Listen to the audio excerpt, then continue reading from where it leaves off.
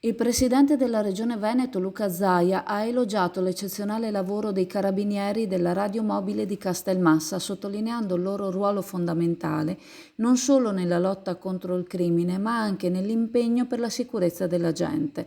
Il recente salvataggio di un uomo che stava tentando il suicidio gettandosi nelle acque del Po vicino a Chiobello, nel provincia di Rovigo, è stato un esempio di buonsenso, sensibilità umana e conoscenza del territorio.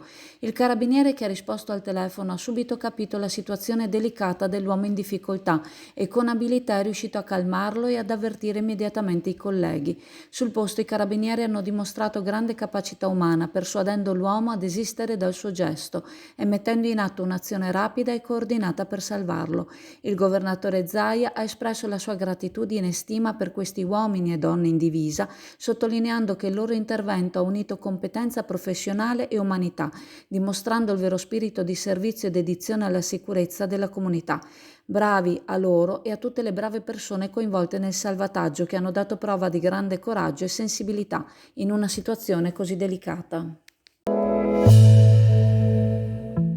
L'agenzia Venice Waterlink, in collaborazione con la Raffaello Navigazione, in aprile e in maggio vi accompagnano da Sottomarina a Venezia il sabato, la domenica e i festivi e alle isole Burano, Murano e Torcello la domenica. Per maggiori informazioni telefonare allo 041 8626 373 per prenotazioni online sul sito venicewaterlink.com.